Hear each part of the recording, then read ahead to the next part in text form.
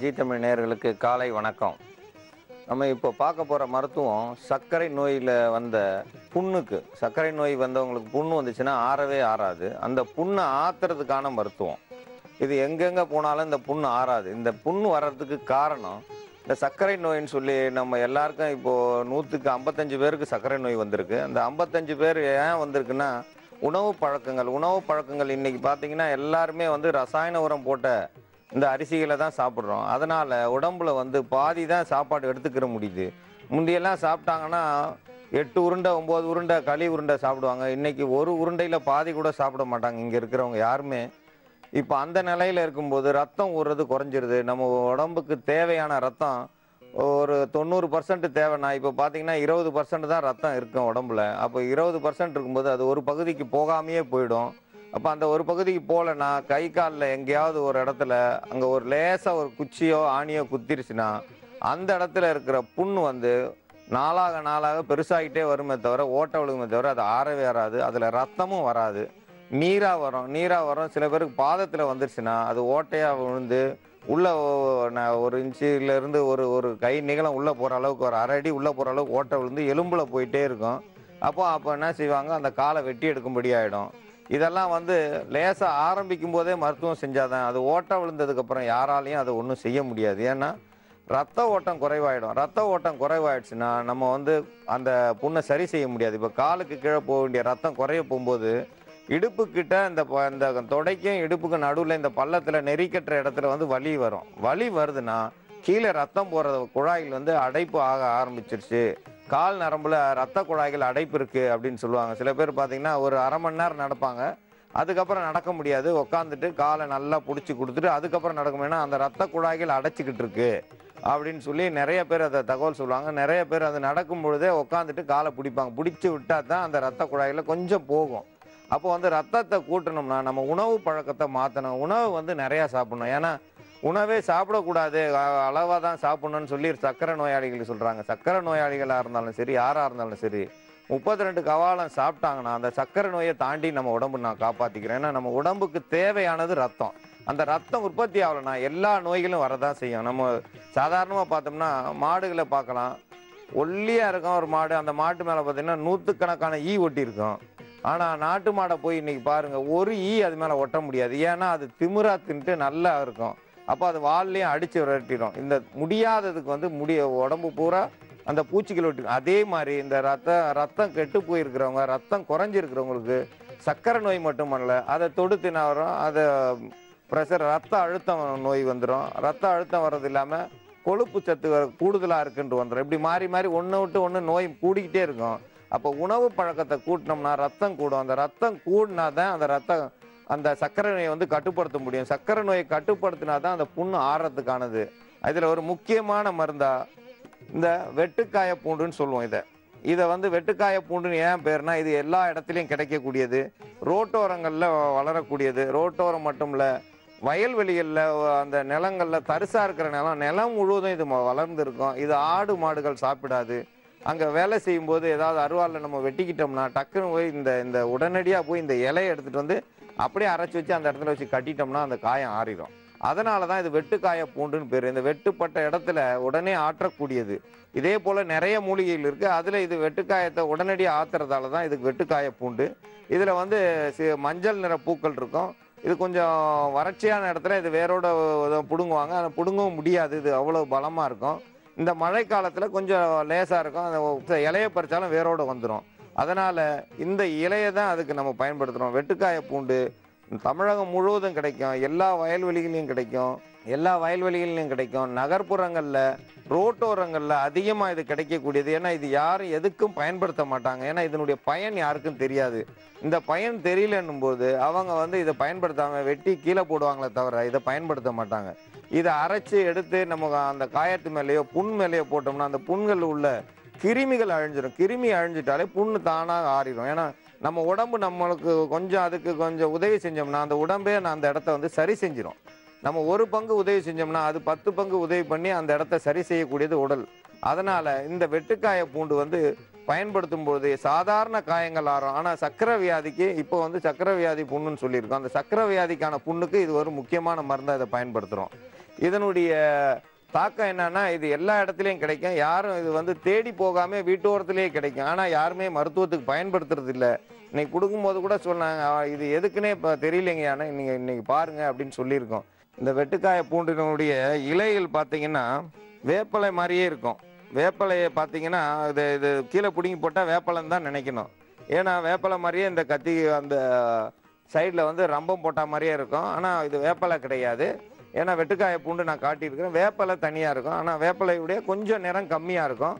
வறட்சியான நேரத்துல இதனுடைய இலைகள் வந்து நல்ல கரும் பச்சை நிறமா இருக்கும். இப்போ மழை பெஞ்சதால கொஞ்சம் அதனுடைய தண்ணியினுடைய தன்மை இருக்கிறதால கொஞ்சம் வெளுப்பா இருக்கு. ஆனா இதை வந்து ஆடு மாடுகள் தொடாது. இதுல வந்து பூக்கள் வந்து மொட்டா இருக்கும்போது உருண்டையா இருக்கும். கொஞ்சம் வரும்போது மஞ்சள் நிற பூக்களா வரும்.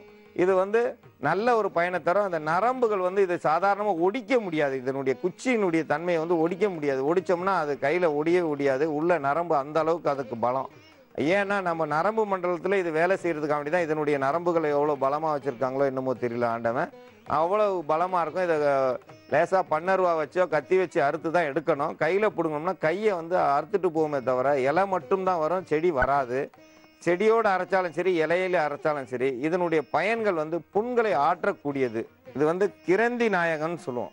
கிரந்தி நாயகம் இது வந்து வெடிமுத்துன்னு சொல்லி சிறுவர்களா இருக்கும்போது அதனுடைய காயை எடுத்து எச்சி தொட்டு வெடிக்க வைப்பாங்க. ஒரு நிமிஷத்துல வெடிச்சிரும் இதனுடைய காய்கள். இதை வந்து விளையாட்டா செஞ்சுக்கிட்டு இருந்தோம்.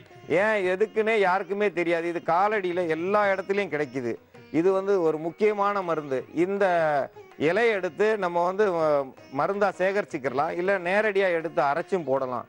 இதனுடைய இலைகள் வந்து மருந்துக்கு ஏன் வருதுன்னா, அந்த காயத்து மேல போட்டோம்னா காயத்தை ஒன்று சேர்க்கக்கூடியது. ஓட்டையா இருக்கிற இடத்த அந்த தோலை வந்து மீண்டும் வந்து சேரக்கூடிய வைக்கக்கூடியது இந்த கிரந்தி நாயகம். இதுக்கு வந்து வெடிமுத்துன்னு சொல்லுவோம். ஏன்னா அதனுடைய காய்கள் வெடிக்கிறதால வெடிமுத்து. இந்த வெடிமுத்து வந்து பயன்படுத்தும் பொழுது வெடிச்சிருக்கிற இடத்த அந்த அந்த கால்லையோ அந்த பாதத்திலேயோ வெடிச்சு ஓட்ட விழுந்த இடத்த மீண்டும் சேர்றதுக்காக வேண்டிய வெடிமுத்து. இந்த வெடிமுத்தை இதோட சேர்க்கும் பொழுது, வெட்டுக்காய பூண்டும் வெடிமுத்தும் சேரும் பொழுது எவ்வளவு மோசமான சர்க்கரை நோய் புண்களா இருந்தாலும் சரியாகும். இந்த சர்க்கரை நோய் புண்களால் அவதிப்படுறவங்க எவ்வளவு பேர் இருக்காங்க. 15 வருஷமா எனக்கு புண்ணு இருக்கு, காலில் அந்த புண்களை ஆற்ற முடியல, கீழே பார்த்தா நீராவடியும், முட்டியில பார்த்தீங்கன்னா நீராவடியும். சிறிது நாள் கழிச்சு அந்த காலை வெட்டி எடுத்துருவாங்க. ஏன்னா மேல இருந்து கீழே ரத்த ஓட்டம் இறங்கலை.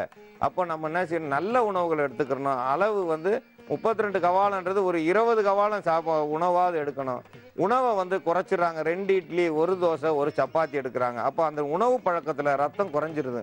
2 இட்லி 1 தோசை 1 சப்பாத்தியில் எவ்வளவு ரத்தம் ஊறும் அந்த கணக்கு பார்க்கும்போது நம்ம உடலுக்கு தேவையான ரத்தம் கிடைக்காது. ரத்தம் கிடைக்கலன்னா நம்ம உடம்பே ஒரு பக்கத்துக்கு போக வேண்டிய, இந்த காலுக்கு போக வேண்டிய ரத்தத்தை குறைச்சா தான் அது இந்த காலுக்கு போய் நான் அது வந்து நல்லபடியாக போய்கிட்டு இருக்கோம். ஒரு பக்கத்தை நிறுத்த ஆரம்பிச்சிடும். இந்த சக்கரை நோய் வந்தவங்களை பார்த்தீங்கன்னா தூங்கும் பொழுது நேரடியாக காலை நீட்டி தூங்க முடியாது. ஏன்னா அந்த ரத்தம் ஓட முடியாது. ஓடாதால நொடைக்கு படுத்தாங்கன்னா அந்த சுருண்டு படுக்கும்போது அந்த ரத்த குழாய்கள் அடைப்பு விழுந்து அந்த கால்களுக்கு ரத்தம் போகாமல் மேலே மட்டும் ரத்தம் ஓடி தூக்கம் வரும்.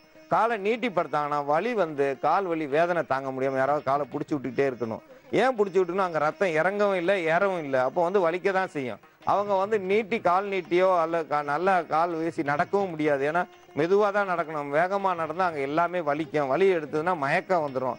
ஏன்னா கால்களில் வலி ரத்த நரம்புகள் சுருங்கி போய் ரத்தம் போகிற இடம் பூரா கெட்டு போயிருக்கும். அடைப்புகள் ஏற்பட்டுரும். அந்த அடைப்பு ஏற்பட்டதால ரத்தம் போகாதால அந்த கீழே லேசாக சைக்கிள் பெடல் அடிச்சிருச்சு, நம்ம இருசக்கர வாகனத்தினுடைய அந்த கால் மிதி வந்து அதில் குத்திருச்சு, ஏதோ ஒரு இது லேசாக குத்துனா போதும் அது ஒரு 7-8 வருஷமாவது அந்த புண்ணு இருக்கும். அந்த புண்ணு ஆறவே ஆறாது.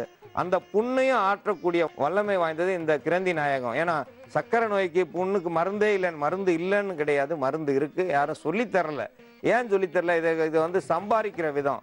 இதை வச்சு ஏகப்பட்ட பேர் சம்பாதிக்கலாம். இதை வச்சு சம்பாதிக்கிறதுக்கு பதிலாக நம்ம மருந்தா தயாரிக்கிறோம். இந்த மருந்தா தயாரிக்கிறதுக்கு இந்த கிரந்தி நாயகத்தை பயன்படுத்துகிறோம்.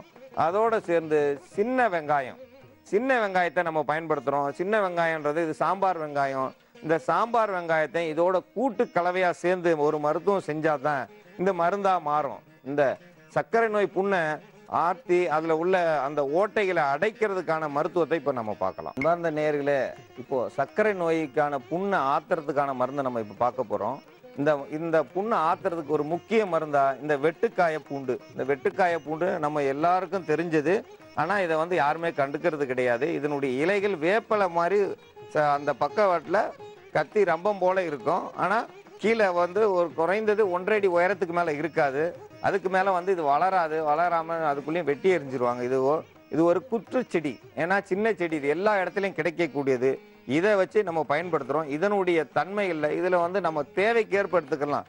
ஒவ்வொருத்தருடைய புண்களுடைய அளவு வந்து ₹1 காசு அளவு ஓட்டை இருக்கும். ஒரு சில பேருக்கு இடுப்பில் வந்து முதுகில் வந்து பெரிய இது புண்ணாக இருந்து ஆறவே ஆறாது. அந்த இடத்துல ரத்தமும் வராது. அப்போ வந்து உங்கள் தேவைக்கு ஏற்ப எடுத்துக்கலாம். ஏன்னா இது வந்து நம்ம சம அளவு தான் எடுக்க போகிறோம். எந்த அளவுக்குன்னா நீங்கள் வந்து 50 கிராம்னா எல்லாமே 50 கிராம் எடுத்துக்கிட்டா போதும். இந்த வெட்டுக்காய பூண்டு இதை நம்ம அரைச்சி எடுத்திருக்கோம். இந்த வெட்டுக்காய பூண்டினுடைய இலையை வந்து நல்லா அரைச்சி எடுத்திருக்கோம். இதை வந்து எந்த அளவுக்கு நம்ம பயன்படுத்துகிறோமோ அதே அளவுக்கு தான் நம்ம அடுத்து கிரந்தி நாயகம். கிரந்தி நாயகன்றது இதில் வந்து ஒரு சின்ன ரோஸ் கலரில் ஒரு சின்ன பூக்கள் இருக்கும். இதனுடைய காய்கள் வந்து சின்னதாக இருக்கும். அதை எடுத்து நம்ம வாயில் எச்சில் தொட்டு இப்படி காமிச்சோம்னா டப்புன்னு வெடிக்கும். அது வெடிக்கிறத வச்சு நம்ம விளையாட்டாக பசங்க விளையாடுவாங்க. வெடிக்காயின்னுவாங்க. இது வந்து வெடிமுத்துன்னு சொல்லுவோம். இது எல்லா இடத்துலையும் கிடைக்கக்கூடியது. இந்த கொடியான இந்த செடியை வந்து இதிலிருந்து இலைகளையும் பயன்படுத்தலாம், காம்பையும் பயன்படுத்தலாம். இதிலிருந்து மருந்தாக வந்து இப்போ நம்ம அரைச்சி எடுத்திருக்கோம். இதனுடைய பயன்கள் வந்து எப்படியாப்பட்ட சர்க்கரை நோய் புண், அது பெரும் புண்ணாக இருந்தாலும் சரி, நீராக வடிஞ்சு கசிவு நாற்றம் எடுத்த புண்ணாக இருந்தாலும் இதனுடைய மருத்துவத்தன்மை வந்து அந்த நாற்றத்தை போக்கக்கூடியது. இது ரெண்டும் சேர்ந்த கூட்டு கலவைக்கு நம்ம சின்ன வெங்காயத்தை பயன்படுத்துகிறோம். சின்ன வெங்காயம் என்ன செய்யணும், இதனுடைய காந்தல், இதனுடைய காரத்தன்மை, இது சாம்பார் வெங்காயம் சொல்கிறோம். இந்த சின்ன வெங்காயம் உங்கள் தேவைக்கேற்ப இப்போ ரெண்டும் வந்து ஒரு 50 கிராம் எடுத்துருக்கோம்னா இந்த சின்ன வெங்காயமும் 50 கிராம் எடுக்கணும். ஏன்னா இது ரெண்டுத்துக்கு ஒன்று சேர்க்குற கலவையை வந்து இந்த சின்ன வெங்காயம் தான் உண்டு பண்ணும். இது ரெண்டுத்துக்கும் சம்பந்தம் பண்ணும். அதுக்கு பேர் சம்பந்தின்னு சொல்லுவோம். இது ஒன்றுக்கு ஒன்று சம்பந்தம் பண்ணணும்னா நடுவில் வந்து ஒரு ஆள் பஞ்சாயத்து பண்ணுற மாதிரி இந்த இலைக்கும் இந்த இலைக்கும் கூட்டு சேர்க்கறதுக்காக வேண்டி தான் இந்த சாம்பார் வெங்காயத்தை நம்ம சேர்க்குறோம். இது ரெண்டையும் ஒன்று சேர்ந்த கலவையை ஒன்று சேர்க்கும்போது 3 மருந்தாக மாறுது, 3ஆக மாறுது. இது 3 சேர்ந்து வரும்பொழுது அது ஒரு முக்கியமான மருந்து. காலில் உள்ள புண்களையும் சர்க்கரை நோய் புண்களை எப்படியாப்பட்ட மோசமான புண்ணையும் ஆற்றக்கூடியது. இந்த சின்ன வெங்காயத்தை நம்ம எடுக்கிறோம். சின்ன வெங்காயத்தை முதல்ல வந்து அரைச்சிக்கிறோம். ஏன்னா சின்ன வெங்காயத்தினுடைய காரத்தன்மை வந்து இந்த ஏற்கனவே நம்ம அரைச்சி எடுத்து வச்சிருக்கோம் மூலிகை ரெண்டையும். இந்த சின்ன வெங்காயத்தை அரைச்சி அதனுடைய கலவையில் வந்து இதை ரெண்டும் ஒன்று சேர்க்கணும். ஒன்று சேர்க்கும்போது தான் அந்த மருந்துகள் 2 இலையினுடைய காரத்தன்மையும் இந்த வெட்டுக்காய பூண்டினுடைய தன்மையும் இந்த கிரந்தி நாயகத்தினுடைய தன்மையை ரெண்டும் ஒன்று சேரும்போது எப்படியாப்பட்ட அந்த அழுகுன புண்களையும் கழுவி களைஞ்சி அந்த புண்கள் உள்ள அழுக்குகளை எடுத்துரும். அழுக்க மட்டும் எடுக்காது, அதனுடைய புண்ணினுடைய காரத்தன்மை எடுக்கும். ஏன்னா இது ரெண்டுத்துக்கும் ஒரு காரத்தன்மை இருக்குது. அதோடு சேர்ந்து சின்ன வெங்காயத்தினுடைய காரத்தன்மை ஒன்று சேரும்பொழுது அந்த காரம் ஒன்று சேரும்போது அந்த கழுவி இருக்கிற அந்த புண்ணினுடைய அழுக்குகள் பார்த்தீங்கன்னா பெரிய துர்நாற்றம் விஷம். முகத்தில் துணியை கட்டிக்கிட்டு தான் பார்ப்பாங்க. கணவனுக்கு இருந்தால் மனைவியே அதை போய் தொடுறதுக்கு அருவருப்பாக இருப்பாங்க. இதை அவங்களே செய்யணும். இதை வந்து கிராமப்புறங்களில் என்ன செய்வாங்கன்னா நேரடியாக இந்த இலையும் வாயில் எடுத்து போட்டுருவோம், இந்த இலையும் வாயில் எடுத்து மெண்டுக்குருவாங்க. ஏன்னா வீட்டில் யாரும் பார்க்க மாட்டாங்களே, அவங்கவுங்க வேலைக்கு போனால் தான் வீட்டில் வந்து சாப்பாடு. அப்போ வந்து எல்லாரும் வேலைக்கு போகும்போது இவர் மட்டும் வேலைக்கு போகாமல் இருக்கார். அப்போ வீட்டில் இருக்கிறவங்க வேலைக்கு போனால் தான் இவருக்கு சாப்பாடணுமோ. இவராக எடுத்து வாயில் மெண்டுட்டு 2 இலையும் மென்று ஒரு வெங்காயத்தை மெண்டு அப்படியே எடுத்து புண்ணு மேலே வச்சு காலில் கட்டிடுவாங்க. ஒரு துணியை வச்சு கட்டிட்டு வந்தாங்கன்னா இது தினந்தோறும் கட்டிட்டு வரும்போது குறைந்தது ஒரு 3 மாதத்துக்குள்ள அந்த புண் இருந்த இடம் தெரியாமல் போயிடும். ஆனால் பள்ளம் இருக்கும், ஆனால் சதை மேவி மூடிடும். சதை மேவி மூடிட்டு மீண்டும் அந்த இடத்துல புண்ணு இருக்காது. ஆனால் அந்த புண்கள் மேலே இதை வச்சு கட்டும் பொழுது ஒன்றும் தெரியாது. இரவு நேரத்தில் வலி ஏன் வலி வருதுன்னா அங்கே ரத்தத்தை இழுக்கக்கூடியது. ரத்தம் இல்லாமல் இருக்க போய் தான் புண்ணு ஆறலை. இந்த இடத்துல இருக்குன்னா இந்த இடத்துக்கு ரத்தம் வர்றேன்னா அந்த புண்ணு ஆறாது. புண்ணு ஆறலன்னும் போது இந்த இலைகளை வச்சு கட்டும் பொழுது இங்கே மேலே உடம்புல இருக்க ரத்தத்தை அந்த இலை வந்து மூலிகை இழுக்கும் போது கை கால் எந்த இடத்துல புண்ணு இருக்கோ அந்த புண்ணு இழுக்கும் பொழுது ரத்தம் முழுமையாக வரும்போது வலி தாங்க முடியாது. வலி தாங்க முடியாதவங்க நீங்கள் ஊசியை போட்டுக்கிறலாம், இன்னைக்கு இருக்கிற வலி மாத்திரையை போட்டுக்கிறலாம், குடிக்கிறவங்களா இருந்தால் குடிச்சிக்கிறலாம். ஏன்னு கேட்டிங்கன்னா அந்த அளவுக்கு உயிர் போகிற அளவுக்கு வலி இருக்கும். ஏன்னா நரம்புகள் எல்லாம் சுருங்கி போயிருக்கும். சில பேர் கேட்பாங்க, என்னங்க நீங்களே குடிக்க சொல்கிறீங்களா? நீங்கள் கட்டிப்பாரு, அதுக்கப்புறம் வலி தெரியும். வலி தெரியும் போது நீயா போய் குடிக்க ஆரம்பிச்சிருவேன். ஏன் அது வந்து மருந்தாக தான் அன்னைக்கு குடிக்க சொல்கிறோம். ஏன்னா அன்னைக்கு வந்து அவங்களுக்கு கல் கொடுத்தாங்க அந்த மயக்கத்துக்கு, இன்னைக்கு கல் கிடையாது. அப்போது வந்து நீங்கள் எதை என்னாலும் பயன்படுத்தலாம். இன்னைக்கு இருக்கிற ஊசி போட்டு வலி நிவாரணமாக போட்டுக்குங்க, வலி நிவாரண மாத்திரையாக போட்டுங்க. ஏன்னா இதை வச்சு கட்டியாச்சுன்னா அது எந்த மருந்துக்கும் கட்டுப்படாது, ரத்தத்தை இழுக்கும். ரத்தத்தை அந்த புண்ணுக்கு இழுக்கும் போது எவ்வளவு மோசமான புண்ணுலையும் ரத்தங்கள் வரும்போது மீண்டும் வந்து சதைகள் வந்து அடைக்கும். சதை வந்து அடைக்கும் பொழுது அந்த வலி இருக்கும். அந்த நரம்புகள் சுருங்கின நரம்புல மீண்டும் ரத்த ஓட்டம் கூடும். ரத்த ஓட்டம் கூடும்போது வலி வந்து வர்ண வலின்னு சொல்லுவோம். அந்த வலி வந்து வாங்கி பார்த்தா தான் தெரியும். அந்த அளவுக்கு வலிக்கும். அந்த வலியை தாங்கி இதை கட்டிட்டு வரணும். இது ஒரே நாளில் அந்த வலி வராது. கொஞ்ச நாள் 10 நாள் 15 நாள் போகும்போது வலி வருதுன்னா அங்கே ரத்த ஓட்டத்தை உண்டு பண்ணுதுன்னு அர்த்தம். இந்த ரத்த ஓட்டம் உண்டு பண்ணும்போது எவ்வளவு மோசமான புண்ணு மீண்டும் வந்து மூடி அந்த தோல் பழைய நிலைக்கு வந்துடும். பழைய நிலைக்கு வரும்போது அந்த புண்கள் ஆறிடும். இது மூன்றும் சேர்ந்த சம அளவு கலவை. இந்த வெங்காயத்தை எல்லாத்தையும் நல்லா வந்து மையா அரைச்சிடணும். ஏன்னா எதுவுமே வந்து ஒரு உருவமும் இலையும் தெரியக்கூடாது, வெங்காயத்தினுடைய தாளும் தெரியக்கூடாது. அந்த அளவுக்கு நல்லா அரைச்சிடணும். இப்போ நம்ம கண்ணுக்கு நேராக வச்சிருக்கோம், இதனுடைய காரத்தன்மை கண்ணில் போய் படும்போது கண் வந்து காந்தல் ஆரம்பிக்கும். அதே மாதிரி அந்த புண் மேலே வைக்கும்போது புண்ணில் இருக்கிற சிறு சிறு கிருமிகள் சொல்லுவோம், அது தேவையில்லாத அந்த நச்சு கிருமிகள், அதை வந்து புண்ணை வந்து கெடுத்துக்கிட்டு இருக்கிற அந்த கிருமிகளை பூரா இந்த காரத்தன்மை கொண்டுரும். அந்த காரத்தன்மை படப்பட அங்கே உள்ள எல்லா இடங்களும் சுத்தமாக ஆரம்பிச்சிடும். நீங்கள் இரவில் கட்டி இதை காலையில் கலட்டிடுங்க. காலையில் கண்டிப்பாக காற்று படணும் அந்த புண்ணு மேலே. காற்று படாமல் ஒரு புண்ணை கட்டி போட்டுக்கிட்டே இருந்தால் அந்த புண்ணு வந்து கட்டுப்புண்ணாக மாறிடும். கட்டுப்புண்ணாக மாறினா அது என்றைக்குமே சரியாகாது. ஒரு குறைந்தது ஒரு 5 மணி நேரமாவது அது புண்ணை வந்து திறந்து விட்டுறணும், காற்று படணும். அதே மாதிரி இதை இரவு முழுவதும் கட்டிடலாம். இரவு ஏன்னா ராத்திரியில் தூங்கும் பொழுது நம்ம போத்திருக்கிற போர்வையோ அல்லது இந்த காலில் இருந்து இந்த காலை எடுத்து உதைக்கும் போது அந்த புண் மேலே பட்டு காயம் அதிகமாகும். ஏன்னா புண் பட்ட இடத்துல தான் காயம் படும், அடிப்பட்ட இடத்துல தான் மீண்டும் மீண்டும் படும். அந்த இடத்துல இதை அரைச்சி வச்சு இரவு நேரத்தில் கட்டிட்டு காலையில் இதை கலட்டி அந்த இடத்த சுத்தம் பண்ணி சுடுதண்ணியை வச்சு சுத்தம் பண்ணி விட்டுருங்க. காத்தாட விட்டுட்டிங்கன்னா அந்த நோய் கிருமிகள் இல்லாமல் மீண்டும் அந்த இடத்துல ரத்தம் வர ஆரம்பிச்சிடும். நீங்கள் பார்க்கலாம், ஒரு 10 நாளில் மீண்டும் அங்கே ரத்தம் வந்துடும். அந்த ரத்தம் வந்ததுக்கப்புறம் புண் கண்டிப்பாக ஆறிடும். இது மேல் பூச்சி மருந்து மட்டும்தான், உள்ளுக்கு சாப்பிட்ற மருந்து கிடையாது. மேலே மட்டும்தான் இதை பூசணும், உள்ளுக்கு சாப்பிட வேண்டிய அவசியமும் கிடையாது. இது மேல் பூச்சா தான் பூசணும். இது தினந்தோறும் இரவில் கட்டணும், குறைந்தது 60 நாளாவது கட்டணும். ஒரு சில பேருக்கு பார்த்தீங்கன்னா ஒரு 6 மாதம் வரைக்கும் கட்டிட்டு வர வேண்டியது வருங்க. ஏன்னு கேட்டிங்கன்னா புண்ணினுடைய அளவு வந்து பெருசாக இருக்கும். அவங்க வந்து காலில் கட்ட முடியாத நிலையில் இருக்கிறவங்களுக்கு அது 6 மாதம் வரைக்கும் போயிடும். இல்லைன்னா கொஞ்சம் சின்ன அளவு இருந்துன்னா 60 நாளைக்குள்ள அந்த புண் வந்து கண்டிப்பாக ஆறிடும். எப்படியாப்பட்ட 10 வருஷமா ஆறாத புண்ணு 6 மாசத்துல ஆறும்னா பார்த்துக்குங்க. அதை விட கொஞ்சம் சின்ன புண்ணா இருந்தால் 60 நாளில் ஆறும். அதுக்கு குறைஞ்சி அதுக்கு முன்னாடி கண்டிப்பாக ஆறவே ஆறாது. அதனால தினந்தோறும் இரவில் கட்டி பகலில் இதை கலட்டிட்டு அந்த இடத்த சுத்தம் செஞ்சு காற்று படும்படியாக வைங்க. பகலில் வந்து அந்த புண் மேலே ஈ பட விடாமல் மட்டும் பார்த்துக்குங்க. ஈ பட்டால் மீண்டும் போய் அதில் வந்து ஒரு பூச்சி உருவாயிடும். அதனால் ஈ இல்லாத இடத்துல உட்காருங்க. இந்த காலில் உள்ள புண்களோ கையில் உள்ள புண்களுக்கு இதை கட்டிட்டு வந்தீங்கன்னா அந்த புண் சரியாகி உங்களுடைய உடல் வந்து மீண்டும் அதே அழகுக்கு வந்துடும். புண்ணு இருந்த இடம் தெரியாமல் போயிடும். இந்த புண்ணுக்கு இது ஒரு சிறந்த மருந்து. சர்க்கரை நோயாளிகளுக்கு இது ஒரு சிறந்த மருந்து. அதனால சர்க்கரை நோய் வந்த புண்ணுக்கு பயப்படாம இந்த மருத்துவத்தை எல்லாரும் பயன்படுத்த வேண்டும் என்று கேட்டுக்கொள்கிறேன். பெண்களுக்கான வயிற்று வலி, இது மாதவிடாய் வயிற்று வலி. இந்த மாதவிடாய் வயிற்று வலியால் பெண்கள் ரொம்ப அவதிப்படுறாங்க. இப்போ 13 வயது பிள்ளைகளும் பெரிய பிள்ளையாயிருக்கு. வயிற்று வலி தாங்க முடியாமல் மருத்துவமனைக்கு போகிறாங்க. பள்ளிக்கூடத்துக்கு போக முடியாமல் அவதிப்படுறாங்க. இந்த வயிற்று வலி ராத்திரியில் வந்தால் ரொம்ப கஷ்டப்படுறாங்க. இந்த வயிற்று வலியால் அவங்க உருள்றதும் அவங்க கத்துறதும் அடுத்த வீட்டுக்கும் கஷ்டமாக இருக்கும். அவங்க அம்மா அப்பாவும் தூங்க முடியாத சூழ்நிலையில் அவங்க எல்லா மருத்துவமனைக்கும் கொண்டு போகணும்னு நினைக்கும் போது அவங்க வேறு ஏதாவது ஒரு இதை செஞ்சுருவாங்களோன்னு, வேறு ஏதாவது நோய் வந்துருச்சுன்னு சொல்லிடுவாங்களோ, இவங்க வந்து வீட்டிலையே வச்சுருக்கிறாங்களே தவிர இது சரியாயிடும், இதுக்கு வந்து வேப்பலையை மட்டும் சாப்பிட்டா போதும்னு கிராமத்தில் சாப்பிட்டுக்கிட்டு இருப்பாங்க. அது குறிப்பிட்ட நாள் சாப்பிடும்போது சில பேருக்கு அந்த வயிற்று வலி சரியாயிடும். சில பேருக்கு இந்த வேப்பலையை சாப்பிட்டுட்டு வந்தாலும் அந்த வலி இருக்க தான் செய்யும். இயல்பாக செயல்பட முடியாமல் அவதிப்படுறாங்க. இந்த பெண்களுக்கு இது ஒரு அருமருந்து. இந்த எல்லா பகுதியிலையும் கிடைக்கக்கூடிய இது வந்து நெட்லிங்கம் இலை. இந்த நெட்லிங்கம் ஏன்னா இது உயரமாக வளர்றதால இதுக்கு பேர் நெட்லிங்கம். இதுக்கு இன்னொரு வழக்கத்தில் உள்ள பேர் அசோகா மரம்.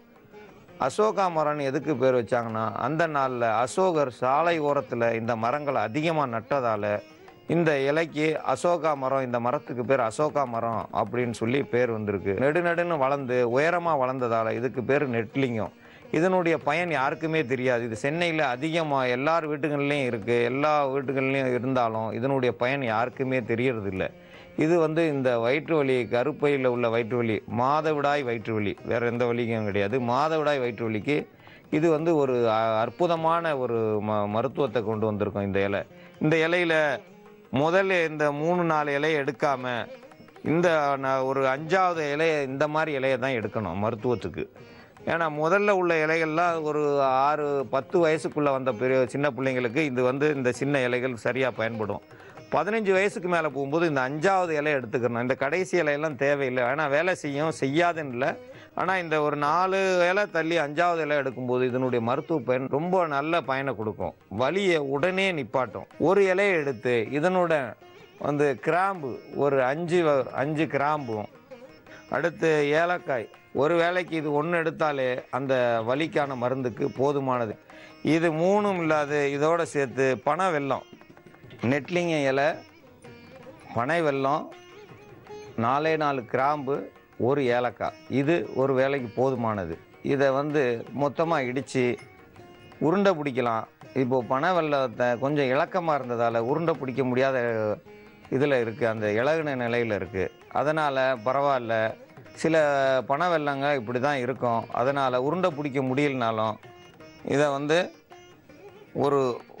ஒரு வேளைக்கு ஒரு ஸ்பூன் அளவுக்கு, ஒரு ஸ்பூன் அளவுக்கு இதை உள்ளுக்கு சாப்பிட்டா சாயந்தரத்துக்குள்ளே அந்த வலி சரியாயிடும். இந்த கர்ப்பப்பை வலி சரியாகிறது மட்டும் இல்லாமல் இந்த பனை வெல்லமும் இந்த ஏலக்காய், கிராம்பு இதை சாப்பிடும்போது எவ்வளவு வலி உள்ள நுண்கிருமிகளையும் வெளியேற்றக்கூடியது.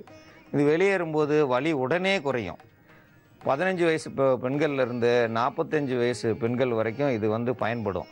அது எப்படியாப்பட்ட வலியாக இருந்தாலும், சின்ன குழந்தை 13 வயசு குழந்தையாக இருந்தாலும் நமக்கு ஒரு ஸ்பூன் கொடுக்கறதுல தவறு இல்லை. வலி கண்டிப்பாக ஒரு 12 மணி நேரத்துக்குள்ளே வலியே இல்லாமல் போயிடும். அதுக்கடுத்து 3 நாளைக்கு இல்லை 7 நாளைக்கு இருந்தாலும் அந்த பெண்கள் மாதவிடாய் நேரத்தில் இந்த வலியை போக்கக்கூடியது. சின்ன பிள்ளைங்களுக்கு கருப்பை வலி இருக்குது, வலி தாங்க முடியாமல் இருக்கிறதுக்கு கண்டிப்பாக இது தேவையான மருந்து. இந்த மருந்தை பயன்படுத்தி எல்லா பெண்மணிகளும் நம்ம தாய்க்குளங்களும் பயன்படுத்தி வலியிலிருந்து தீர்க்கும்படி அன்புடன் கேட்டுக்கொள்கிறேன்.